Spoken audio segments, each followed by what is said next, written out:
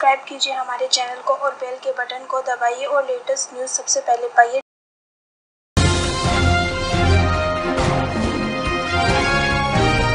डोकलाम में दोनों देशों की सेनाएं आमने सामने खड़ी है। वहीं अखबारों में रोज इस मामले से जुड़ी खबरें सुर्खियां बटोर रही हैं। दोनों देशों में ऐसे काफी लोग हैं जिनका मानना है कि युद्ध ही इस विवाद का समाधान है।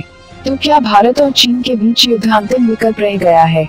क्या दोनों देशों को इन लोगों की सलाह पर अमल करते हुए युद्ध का रास्ता चुन लेना चाहिए? आज हम आपको बताएंगे उस स्थिति के बारे में जब भारत और चीन के बीच युद्ध छिड़ जाए। युद्ध की दो स्थितियां होती हैं, सीमित या कुछ मोर्चों पर छिड़ा युद्ध और व्यापक युद्ध। अगर भारत और चीन किन्हीं खास मोर्चों पर सीमित युद्ध करते हैं तो भी इसका परिणाम भयानक होगा। दोनों ओर ही मजबूत सैन्य बल और युद्ध तकनीक होने के कारण दोनों के सैनिक काफी तादाद में मारे जाएंगे। व्यापक युद्ध अत्यधिक भयानक होगा। उसमें घातक एवं भारी हथियारों के इस्तेमाल से ज्यादा तबाही होगी। युद्ध का बुरा असर व्यापार और आम नागरिकों के जीवन पर होगा। दोनों देशों की सरकारें नागरिक हितों में कटौती कर युद्ध सामग्री पर ज्यादा खर्चा करेंगी।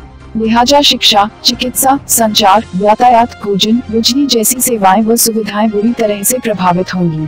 दोनों देशों के बीच व्यापार ठप हो जाएगा। युद्ध में जान माल का नुकसान दोनों देशों की अर्थव्यवस्था की कमर तोड़कर रख देगा। सेना पर खर्चा, घायलों व शहीदों के परिजनों को मुआवजा जैसे व्यय अर्थव्यवस्था में असंतुलन पैदा कर देंगे। किसानों और छोटे कारोबारियों को कम ब्याज दर पर कर्ज नहीं दिया जा सकेगा। बैंकों पर बोझ बढ़ जाएगा। दैनिक उपयोग की वस्तुओं की किल्लत होने और जमाखोरी बढ़ने से चीजों की कीमतों में इजाफा होगा। इससे आर्थिक हालात कठिन हो जाएंगे। और सबसे आखिर में हमें यह समझ लेना चाहिए कि भारत और चीन दोनों सैन्य महाशक्ति के साथ ही परमाणु ताकत भी हैं। अगर परमाणु युद्ध की नौबत आ गई तो दोनों को इतना भयंकर नुकसान होगा कि सदियों तक इसकी भरपाई नहीं हो पाएगी। अगर परमाणु हमले की नौबत न आए और सिर्फ भारी हथियारों से ही युद्ध हो तो भी जो नुकसान होगा उसे सहन कर पाना आसान नहीं होगा। उन्हें विदेशों से हथियार खरीदने होंगे जिसका फायदा उन देशों को होगा।